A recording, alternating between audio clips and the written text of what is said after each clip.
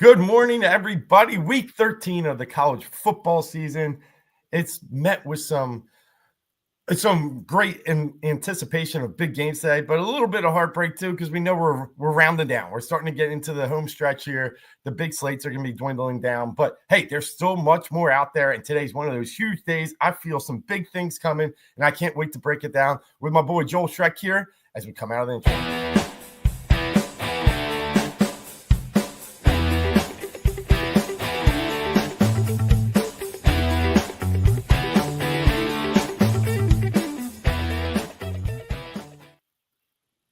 All right. Well, that didn't really play well, but it's all right. You got the hint. We'll be better than that the rest of today. So, hey, Joe, how's it going, bud? I'm good. How you doing?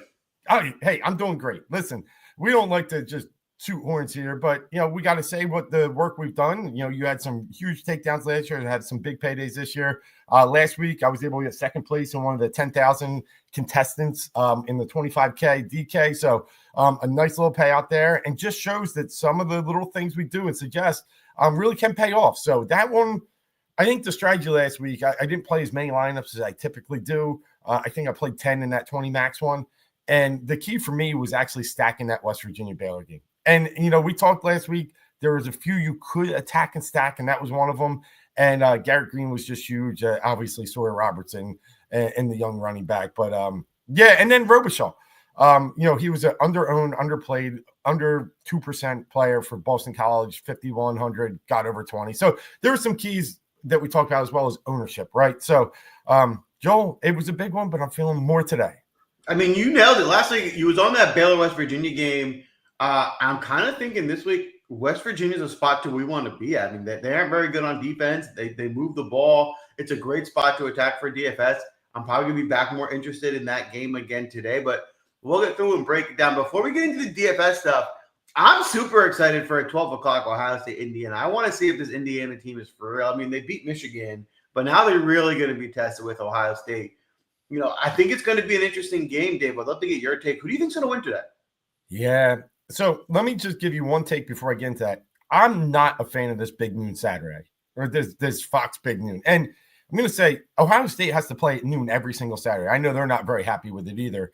And the issues surrounding that are they never get a night game at home. I mean, this is two top 5 teams playing, and we got to watch it at noon. Like, I don't know why. I just want it to build up. I want to have it under the lights. I would have really more appreciated this later, but that's Fox's game plan. They take the biggest game and they put it at noon. So, I just wish it was later, but I will tell you this much. People were asking me about last night, hung out with a few friends, and my opinion is Indiana is better than we think, even though they haven't played anybody. I still think they are a solid team. And I don't think Ohio State is a team that's super dominant that's going to go in there and just whitewash them and roll them out. Now, do I think they're going to try? Yeah, but I don't know, man. I think Ohio State, super talented, maybe the most talented team in the nation, but I don't think they play at that type of speed that can really run away from Indiana. So I think it's going to be a very good game. I think in some aspects, it's going to be a close game too.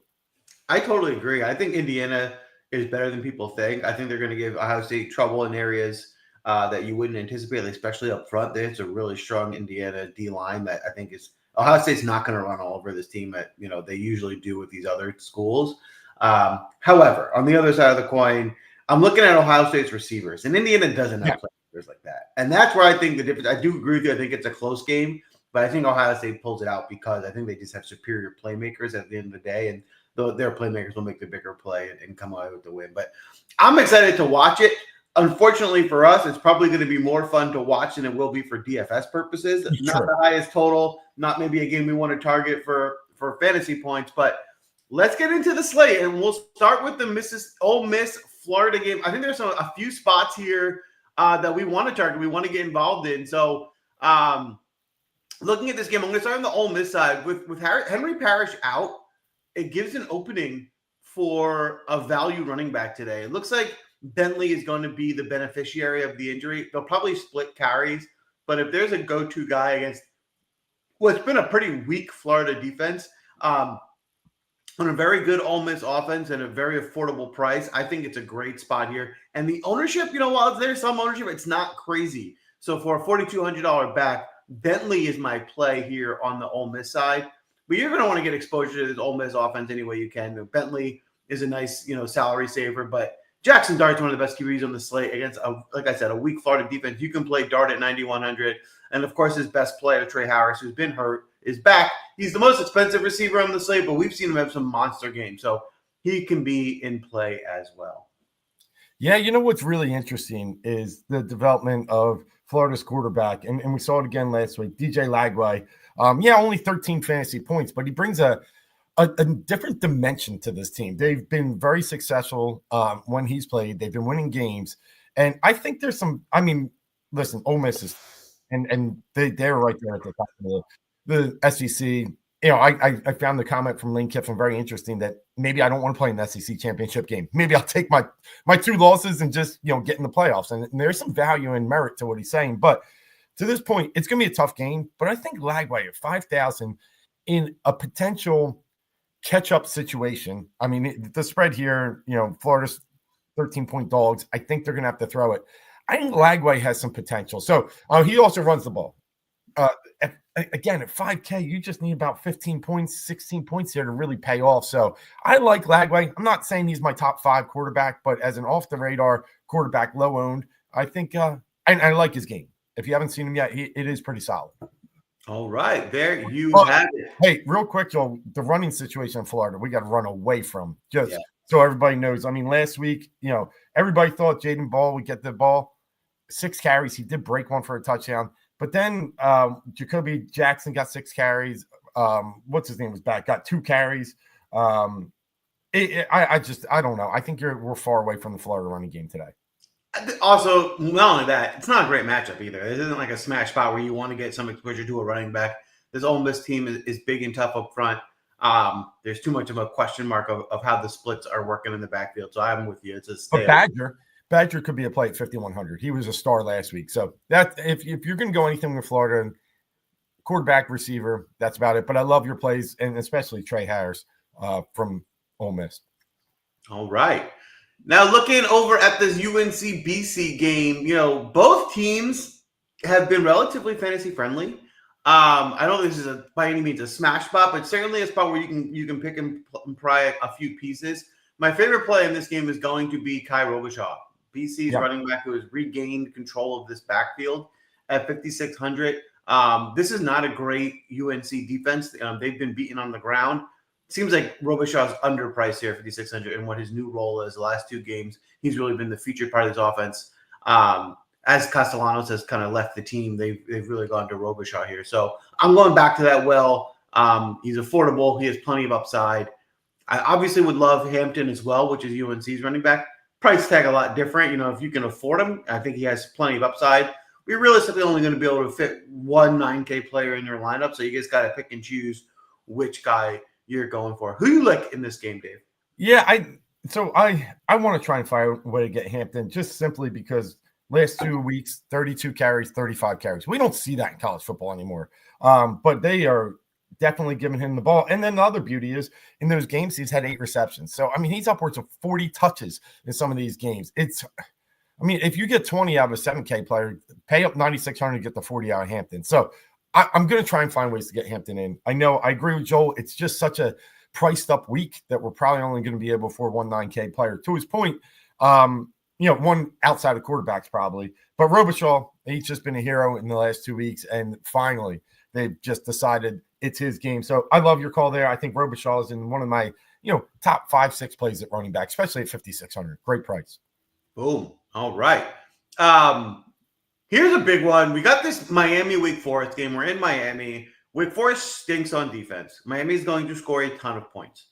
Wake Forest can't defend the pass. Miami might be the best pass offense in the country. So all things are pointing to Miami making sense. My counter is Cam Ward's 10-5. And if you're playing Cam Ward, the rest of your lineup's going to have to look different, right? You're not going to be able to afford, all of the high-priced running backs and things like that. So you're going to have to make some tough decisions. Is this a great spot for Ward? Of course, right? But then you got to start questioning, will he play 4 quarters? Will this game be close? If he gets 26 points, it's a good game, but it's not good enough at his price tag. So, I'm definitely not going to tell anyone not to play Cam Ward because, he could, go ballistic in this game. But, it is tough to do roster construction with a guy at 10-5 in your lineup. With that being said, Miami's going to score points. If I don't play Ward, there is going to be some exposure to this Miami offense in my lineups because the points are going to come. So Damian Martinez is in play at running back. Fletcher, they kind of split carries. Martinez is the preferred option of the two. But really, Restrepo is the guy I want to get in lineups, even if I don't play Ward. I think Restrepo is the guy that has a big day against this Wake Forest defense, who's been more susceptible to slot receivers, and Restrepo is maybe the best slot receiver in the country. So that's how you beat this team. I think he's going to be involved early and often. So Restrepo, I'm going to be playing. Obviously, I'll stack him with Ward where I can, but I'll be playing him solo. The second receiver has become Jacoby George. He's almost overtaken Isaiah Horton here in the offense at 5,400. I'll also look to be getting some exposure to George. The last play on this Miami side, Wake Forest has been maybe the worst team in the country against tight ends. Now, they've priced up Arroyo here at Miami. He's typically in the 3K range. They got him all up to 4,300. That does not mean you need to force it. I think he's overpriced. You don't need to play Arroyo, even though it is a great matchup against one of the worst defenses to tight ends in the country. You can play him, especially if you're looking to stack someone with Ward, like Arroyo's in play. But because they priced him up, he's not a must play for me. Yeah, I agree with all those. It's going to be really tricky to find a way to get Cam Ward in there against probably the best matchup you could possibly have. Wake Forest line almost 300 yards in the air, third worst in the entire country. It's a dream matchup. It's just what's hard for me is when I do get him in, how am I going to get Restrepo with him? Because you obviously want to correlate. He's going to throw 3 to 4 touchdowns, say, if not 5. So you want to get it. We're going to have to find other value spots. I will have some lineups with Cam Ward in. It's just going to be, I have to get everything else right. That's going to be the tricky spot. But I can't tell you not to fall in love with him and overplay him because he's that good and this is that great of a matchup. But to Joel's point, I'm probably going to have to bite the bullet and only play him a little bit. But the one thing I want to bring up is Wake Forest. I watched Miami lose to Georgia Tech recently. And, if you got any chance to watch Georgia Tech on Thursday night, Haynes King can't throw the ball. He physically cannot throw the ball, so they keep putting Philo in the game. Miami knew this. And still and the running back out of Jamal Haynes fell out of the game after one big run early against Miami. Miami was going against second, third string running backs, a quarterback that couldn't throw it, and Georgia Tech still ran it down their throat. So I like Claiborne today. I'm coming to a long circle there, but Claiborne's had 4 straight games above 23 points. He's their workhorse. I think Miami has let most teams play with them this year. I think the way Wake Forest plays with them is with Claiborne. The only other one, say Taylor Morin, from a pass catching perspective, 52 catches this year, over 600 yards, 2 straight games, high volume. So I do like some Wake Forest counter plays too as well. I think that makes sense, especially all these Miami games tend to be close. Teams say to stay with them. If Wake Forest can somehow keep pace with this Miami team, one of their stars, like you mentioned, Morin, maybe Green, Claiborne are going to have a big day. Yep. All right, SMU, UVA, another really nice fantasy spot. These are both teams who, can be beat on defense. Tend to score a lot of points. The pricing here is especially interesting. A lot of people like Kevin Jennings, who's been getting better and better each week as the season progresses. Brashard Smith, the SMU running back's their number one guy. They got him priced up, probably deservingly so. There's a few other guys up in that range I prefer. So I'm probably not going to be overly exposed to Smith, but certainly a spot where he could have a really big day. And then the question mark is going to become on this SMU receiving side. They really spread the ball around, which means the pricing is right. If you can hit one of these guys to have a big day, it'll be nice. But the issue is they don't really feature one guy. So without featuring one guy, it's really hard to pinpoint who you're going to target. The guy I'm going to throw out there, my favorite of the bunch, is Roderick Daniels. He's a big-time playmaker. They give him carries. He's been getting more and more involved in the passing game at 4,400. That would be my target in this passing offense.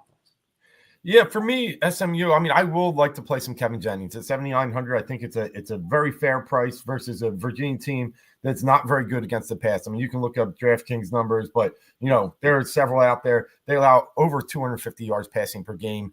I think they're 176th in fantasy points against quarterbacks. So I think Jennings is a really good price, and he runs the ball, right? So you get an opportunity to get you could run him naked, and I have no problem with it. And it probably is my strategy today in this game. Obviously, Brashard Smith is just amazing, fantastic. And it goes back last week against BC, racks up 28 points on only 18 carries. Think about what Hampton could do with double those carries. So against the same BC today. But Smith is in play and Jennings in play, but I would separate them in my lineups. All right. I love it. All right, the big game, Indiana, Ohio State. I'm excited to watch this game. I really want to see if this Indiana team can really compete with the big dogs. From a fantasy perspective, this is not a good fantasy matchup. This is a lower scoring defensive battle in my mind. Pricing wise, there's nothing here that I'm overly excited about. You know, the best receiver on Indiana, Surratt, 5,200. He's affordable enough, maybe. Jeremiah Smith would be the other option, who's, you know, Iowa State's freshman superstar at 7,100. I could see it, but for the most part, I'm not all too interested from a fantasy perspective in this game. Yeah, the most I'll get into is Jeremiah Smith, like you said. I mean, sitting there, he's getting close to like 30% of the targets. I think it's 27 to be exact. So he's definitely their focus guy. I mean, last week it was a little frustrating. I think Ibuka got one catch or one target. It was late in the game. It was a touchdown that put him up 30. Like, I'm like, he's been there all game, but we're only going to throw it to him when it's late. So it's apparent. I'm looking. Yeah, he ended up with 2 catches last week. And then the touchdown got taken back. So, and then the week before he had 1. Yeah, it's Jeremiah Smith or nothing for me, and that's about all in this game. I agree. All right. Well, heading over to the afternoon games here. We're starting with Kentucky, Texas. This is another one. These are 2 defensive teams. So this isn't a necessarily fantasy environment. Texas is the better teams of anything. I'm going to go to the Texas side because they're probably scoring more points. This running back situation is tough. They really are splitting carries here at 64 and 6,500. I think the usage is too spread out to get there. So I'm not going to be overly invested in this Texas backfield. My preferred target would be the long range passing game. You know, I don't think this is the best spot for yours, but they priced him down a bit. So he could get 3 touchdowns. So I'd be okay with it at 8,200. And then looking at the receivers, you know, Bond is the number 1 guy at 5K. Gunnar Helm, the tight end at 4,100, gets involved as well. So I think these are all okay plays, guys, I would consider, but not by any means a smash play. Yeah, so, I mean, if you guys listened last week, I'd liked some Matthew Golden, and he did well for his price. Obviously, he was at 3,400 last week. Got 2 catches, both were touchdowns, racked in 16 points. We loved it. Now he's up to 4,400. I'm not sure I like him. It's 2 touchdowns both in the last 2 weeks. He's living on touchdown equity. I don't like living on touchdown equity. So I think I'm with Joel. I like the passing game. I like the discount we have at quarterback. It's probably Bond for me. Maybe not much else at receiver. It's just not, they spread it around so much. Very similar to what we talked about with SMU. So, yeah, I wish Golden was still down in the level. Wingo, I could maybe take a chance on. He's one of the guys I've liked earlier in the year, and he's still priced down there. But to your point, I like Bond, and I think Helm is in a good price range too. So, Jacob checking in. We'll be on Underdog Picks probably right near the end. We're right the middle part of this show with the games. We've gone through 6 games, 6 left. So, yes, we'll absolutely get to that shortly here. And he's giving out a college basketball play. All right. I like it. Detroit Mercy at Wake Forest over a 142. So, I've been betting some college hoops lately, Joel, and doing all right. But I'll have to look at that one. I might circle that one. All right. Well, we'll take a quick hiatus while we're talking college hoops. Who's your pick early in the year to win the title? So watching Duke last night, that was a very impressive win against Arizona. And the thing about Duke is that they're so young that I think this is the tip of the iceberg. They're just going to get better and better. My concern with them when you get into a tournament in a high-pressure situation, it's a lot of freshmen, a lot of one-and-dones they're playing. I do lean Duke a little bit. I just think they're the most talented team. But – yeah, I'm going to say Duke right now. But, I mean, there's some good – like Alabama I've watched. They had their 1 loss against Purdue. Came back, had a good win against Illinois this week. They're going to be tough. They run at such a fast pace, one of the top 10 pace teams in the league. And it's hard to play with them in a tournament situation like that. So I'll lean Duke, but I have some love for Alabama too. What about Rutgers? They're young, but Well, they got stars. Ace Bailey is going to be one of the top picks in the league. Yeah, he's tremendous. That's awesome to see that. And they got what's his name's kid too, Ron Harper's kid. Harper, yeah. Yeah. So I mean, they're stacked and they're in the top 25. They're going to have to run through the gauntlet of the Big Ten, and we'll see how they come out. But they could be a top 4 seed in the tournament. That's amazing. It's going to be a fun college basketball season for sure. All right, well, we still got some fun games this afternoon to break down for you. Colorado at Kansas. This Kansas offense has come alive over the last few weeks, looking much better. Jalen Daniels, back to the guy we're used to. They haven't fully adjusted his price tag. So they've adjusted him up, but not fully. It's still under 7K. Like I've been saying week after week, this Colorado defense isn't what it was last year. They're better. That doesn't mean they're great. Like, this is still a good spot. I think Daniels could have a good game, but this is not like whoever Colorado's playing target because their defense stinks anymore. Like, their defense is okay. But I think there's plenty of spots you can get involved here. I'm going to start on the Kansas side. I think Jalen Daniels is certainly in play. He's getting it done with his legs. And I'll look to pair him with one of these receivers. Grimm is the guy at 6K. He's the top option. But I think Quentin Skinner is interesting. Who's one of their receivers who's really their deep ball threat. And I like him because he's not going to be covered by Travis Hunter. And Colorado tends to get beat on these deep balls. So I think it's a good spot for him to connect on one if you're looking at a GPP spot. How about you, Dave? Yeah, great game environment. I mean, we got almost 60 points total in this game. Fourth highest on the slate. We'll get to 2 that are higher. The only other one that we've talked about earlier was Wake and Miami that's higher. I love this game environment. I really, truly do. I know Kansas played a slower type game last week, but that's what BYU does to you. By the way, called that game too. We had a lot of good picks last week with Kansas upsetting BYU. But don't be scared about Jalen Daniels' production last week. That's just a tough type of game. BYU slows you down. It's opposite this week. He's going to go back to what he's been doing when he saw Iowa State, Kansas State, Houston, and putting up 30-plus points. 6,900 is way too cheap against a better but still bad Colorado defense. I think he's my favorite quarterback on this slate today at 6,900. So I'm with you there. Grimm and the receiving core, you can go either way. Grimm will be my favorite, but to your point, Skinner is a good choice. Now on Colorado, Shedeur is lower, man. I mean, we've been living with him in the 10K range, right? I think there's some value in playing Shedeur today at a 9,200 price tag. And then if I'm going to do that, I probably won't pair him with Travis. It's just too much for 2 9K players. But LeJohntay Wester seems to be one of his favorite targets. Got 10 catches last week on 12 targets. Has been just no game under double digits. So Wester is my favorite receiver in that group to pair with Sanders. All right. Good spot there. Another great spot we teased earlier in the show. I'm definitely going to want to get involved in today. And this is the UCF West Virginia game. I think this West Virginia team is a team where we just want to target for fantasy. They can move the ball on offense. They're not very good on defense. It's a recipe that we like, and they're priced well. So I'm really interested in this game. One of my favorite plays, you guys are going to be surprised by this, is actually Dylan Rizek, the UCF quarterback, who's only 6K. Daniel 6,900, he's still saving 900. But this guy, he runs a little bit. You can get it done with his legs. His throwing has been pretty good. We've only been playing for 2 weeks, but he's been pretty good. And this is his best matchup he's had yet, where I think if he's going to have a breakout spot, this is the one.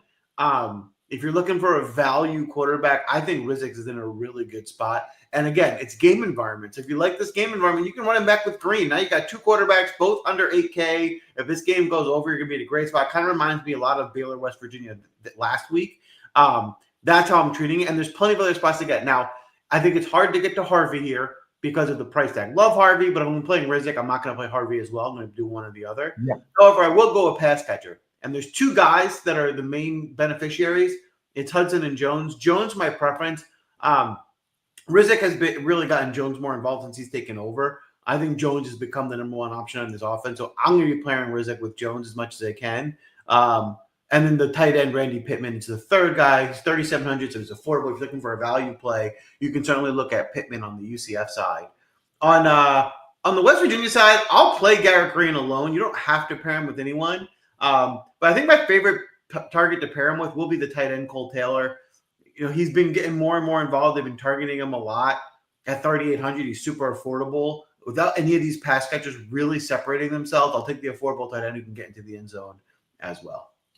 Love this game too. It's interesting you talk about Dylan Rizek because it's just been a weird situation in UCF this year. When you start with KJ Jefferson and you're comparing him to Cam Newton, who Gus Malzahn had at Auburn, and you think he's going to be the guy, and then they bench him, but not for Rizek. They bring in Ja'Cory Brown, and then now they bench him. Now it's Rizek. So I had to do my research and make sure this is, they had an off week. Are they really going to use Rizek? And it seems like so. I think he's a freshman, so he's going to be their guy going forward here just to see what he has for next year. So I feel very comfortable that he's their guy, and they'll let him just make mistakes out there. That's the key. I'm just worried, they get down a little bit. Does he change them out? I don't think so. So I'm with you. Rizek is a great play, and he's been passing a lot, right? He's been throwing 4 touchdowns, 1 interception. So to your point, they do have some value in the passing game this week. RJ Harvey's great. We don't need to tell you that. If you can find him, I like your thing. Don't pair him with Rizek, but you can play him one-off. On the West Virginia side, it's Garrett Green or bust. I'm with you. Love him. He's back to being one of our favorites. He's a quarterback that really gets you a ton of points with his legs. So you don't need to play anybody. But if I'm going to play one West Virginia receiver, Clement's obviously the guy that he tries to get the ball to the most. But last week, Justin Robinson at 3,500 had 7 targets. He only caught 2 of them. But that's something to keep an eye on. If we get more efficient more efficient catches in the same amount of targets at 3,500, he could surprise. So Justin Robinson, write that one down at 3,500 as a value play, low owned, that might be able to get you some double-digit points today.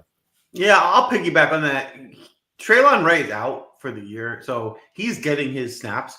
So I don't think that was a fluke, the targets. I think he's just going to be more involved in the offense because he's replacing Ray. And they haven't adjusted his price. So if you're looking for a 3,500 receiver who's got a shot, I think Justin Robinson is one of the better values that you'll find. Yeah. Hey, our boy Tyler Warren. No, I know it's Warren. I like him Robinson too. He had a big game last week. I love it. I love it. All right. We're going to have some more fun here at Texas Tech, Oklahoma State. This is another environment that you're going to want to get a piece of. Texas Tech, as we know, one of the worst pass defenses in the country, if not the worst. Oklahoma State, bad all around on defense. There should be some points here. It's a matter of finding out who's going to get them. I'm going to start. My favorite play here is Taj Brooks. And when you're talking about all these priced up running backs, Taj Brooks is the one I want to get to. One, he's a little bit cheaper. He's still in the 8K range. It's 8.9. It's close. But you can save a little bit to some of these guys that are like 9.6, 9.8. 2, Oklahoma State stinks. They're so bad. You can run all over this team. And Taj Brooks gets like 30 carries a week. We want to get guys that have this guaranteed volume. Taj Brooks is this offense. They are going to get him the ball. They're going to feed him at his volume against this really poor Oklahoma State defense. I think Taj Brooks is in a smash spot here. Now, I don't want to overly stack this team. If I'm playing Brooks, that's probably it. But if I don't go to Brooks, then I would consider Kelly at 7K, who is a little bit cheaper than some of the other receivers on this slate, who certainly has a ton of upside. They get him very involved in this offense. On the other side of the ball, like we said, you want to attack this Texas Tech team through the air, and Oklahoma State has plenty of receivers to do it. My 2 favorite to target are going to be Presley and Stribling. Presley, the preference, but either one, if you can afford, you want to get some exposure to that passing game in your lineup. Yeah, I'll get to my stuff. But we did have a question. It looks like JT plays on FanDuel. So, this is real interesting. Really, really interesting. I'm going to lean Smith here. I just think Travis Hunter, great, right? But he has a lot of mouths to feed, per se, over in Colorado. We've talked about Wester. Horn's probably out, but he's just got a lot to go around. Trey Harris, great game, great matchup. But I'm leaning Smith just because it's a big, big game in Ohio State. And I think when you go to the big game, you lean on your best players. He's Ohio State's best player. So I'm leaning Smith. How about you? I think I'm going to go with Trey Harris here. I know he's coming back from an injury, so there's a little bit of a question mark. But this Florida defense is bad, and this is probably Trey Harris, maybe the best receiver in the country. So I think Trey Harris is due for a big game.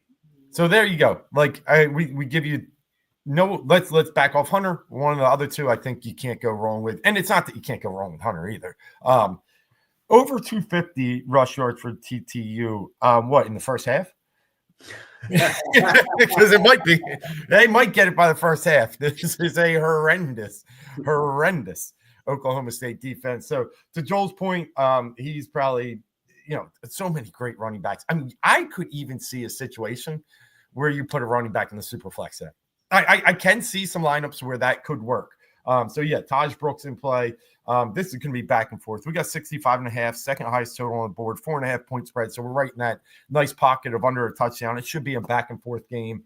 So yeah, everything you said, I'm aligned with. I think Tyler Schall has not Schall. I always get him confused because he's Louisville. Morton has a chance to be a really good play tag, 6,500.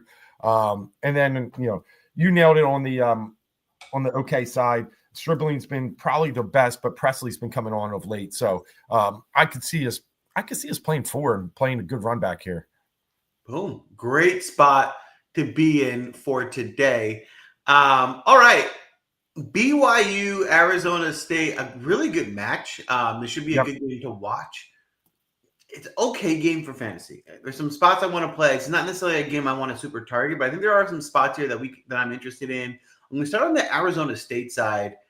Jordan Tyson's kind of really emerged recently. Last week they threw him, 15 times or 17 times? That's a crazy amount of targets. And I think you'd rather attack this BYU team through the air than on the ground. So I think this is a spot where they get him pretty involved early on.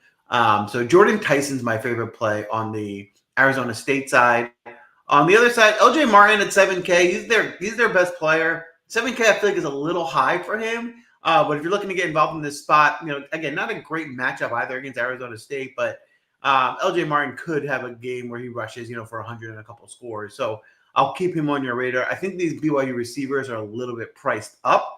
Lassiter's the best one, but I think there's probably better value you can find on this slate. Yeah, and I'd say in the value I see is in one of their tight ends, Mata Taase at 3,900. He came on. He's been injured most of the year, but had 3 catches last week. If we could see him start to get a few more targets at 3,900, I think he's a decent, kind of under the radar player for BYU.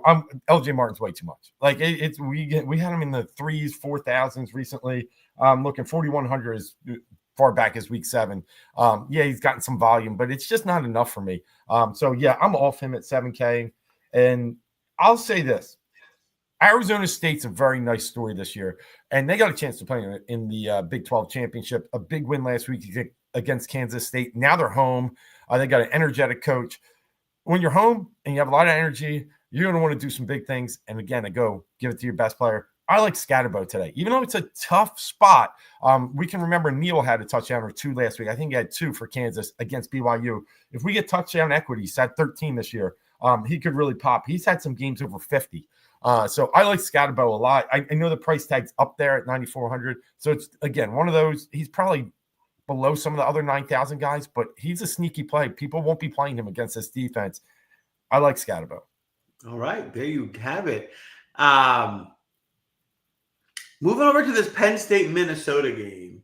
This is definitely not a fantasy-friendly environment. These are 2 defensive teams. I don't think it's going to be a high-scoring game. I'm definitely not going to be overly exposed to this matchup. I'll start. I think the spot that I'm being most interested in here is in the passing game. On Minnesota side. I actually think it's Elijah Spencer, who's the second receiver, but he's been pretty involved. If you're looking for a value play at 4,100, Penn State will probably take away Daniel Jackson. I think Spencer can get you like 4 or 5 catches, 70 yards, and a score, which at 4,100 will certainly do it. And on the other side, I would say the same for Harrison Wallace, who's the top receiver at Penn State. Doesn't get a lot of volume, but at 4,100, price is right where he should have enough upside to cover that price tag.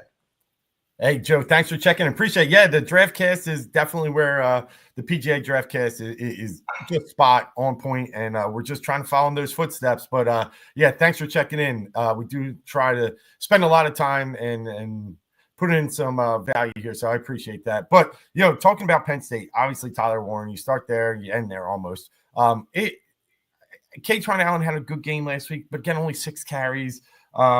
Nicholas Singleton, I don't know what they're doing. He almost didn't play, but then he played 6 carries. So I would love to take one of these running backs. If one was out, if we hear news later in the day and they take one out, I'm all in on the Penn State run game. But as long as they keep revolving this door, I just don't think there's enough to get there. If Allen was priced like he was last week, I mean, he's back up to 5,400. I think we had him down high fours last week. I'd be very interested. Yeah, last week he was 49. Week before 44. I'd be interested, but not now at 54. I got better spots. So Harrison Wallace is interesting. He's actually starting to get like 4 straight weeks of double digits, starting to see a decent amount of targets. So I'm with you there. He's their deep guy. So in that case, they pop one deep. I think he could really pay off. And you hit everything on the Minnesota side. It's got to be probably more of their passing game because Penn State's just so solid up front. Exactly. That's a tough front. All right, last game of the slate, 4 p.m., Pittsburgh versus Louisville. Pittsburgh has been a good spot for fantasy this year, but they've up and down. Some games they're good on defense. Some games they have a lot of points. It really has been a mixed bag. You definitely want to look at the injury updates on Isaac Brown. He's been Louisville's best player at 6,700.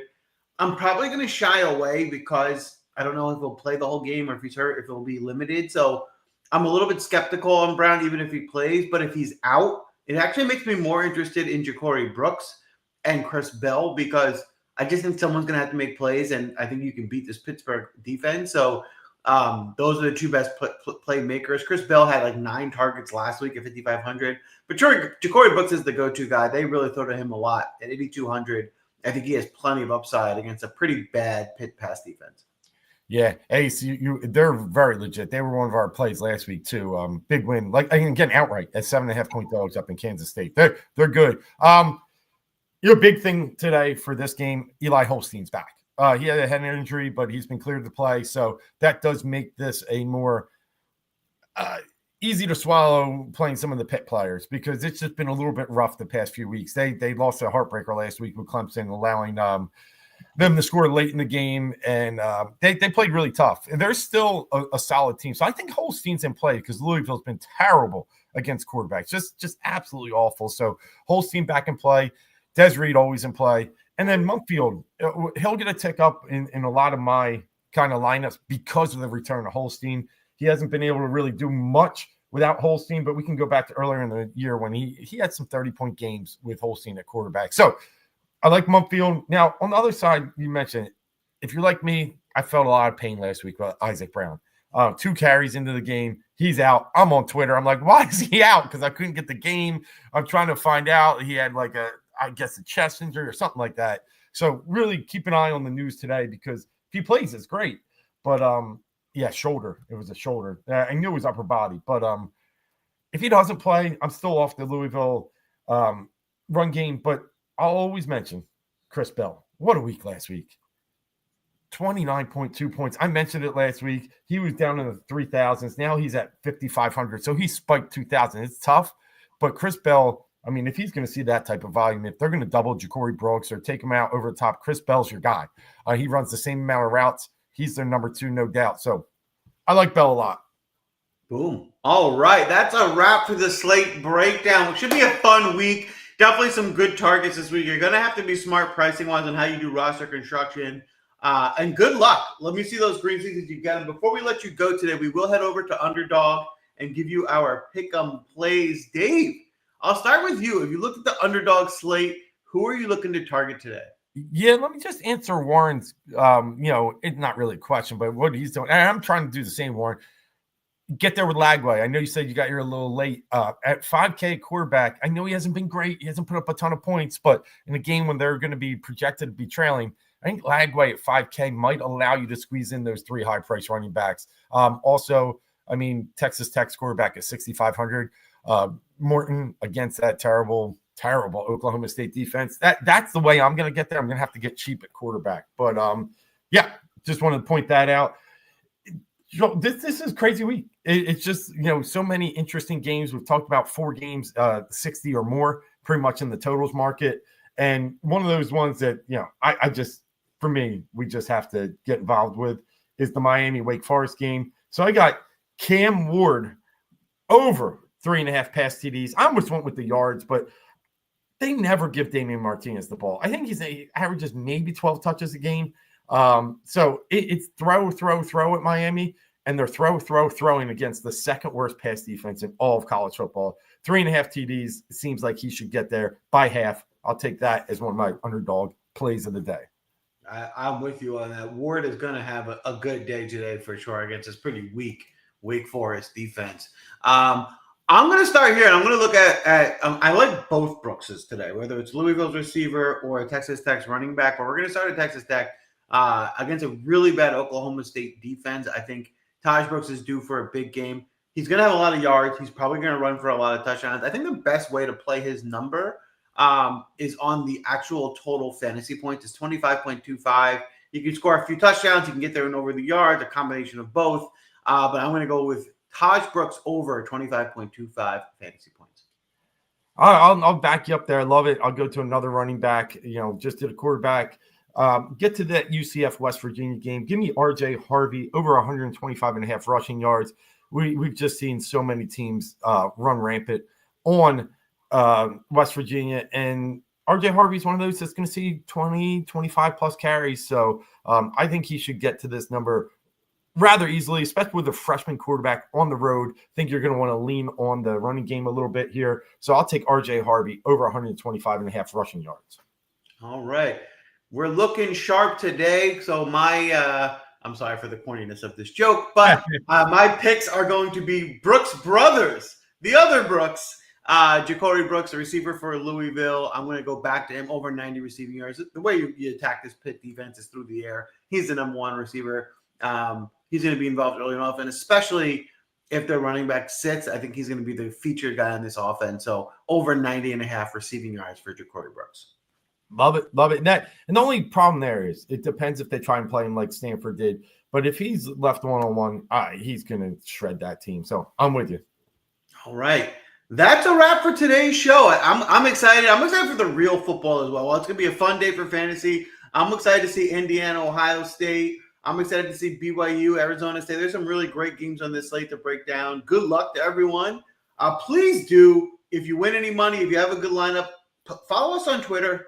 Hit the like button. Give us a follow. It goes a long way. We'd love to see those green screens. So show them, post them. We're celebrating this week. We'll come back and talk about it again next week. And before we get out of here, just a little plug. Tonight on the Win Daily Show on Sirius XM Radio, I'll be on with Jason Mizrahi from 6 to 8, giving away some bets. I'd like to play in the Notre Dame Army game, so I'm going to tease you there, and hopefully you can come over and listen to a little bit of that early in the day. I can't bet it, but for some reason, I like it. And I like Rutgers today, -2 at home to Illinois. They're a favorite against a ranked team. Rutgers has been playing a little better lately. So I can't because I'm in Jersey, but if you can, I like Rutgers -2 today. So with that, Joel, it's a wrap. Good luck.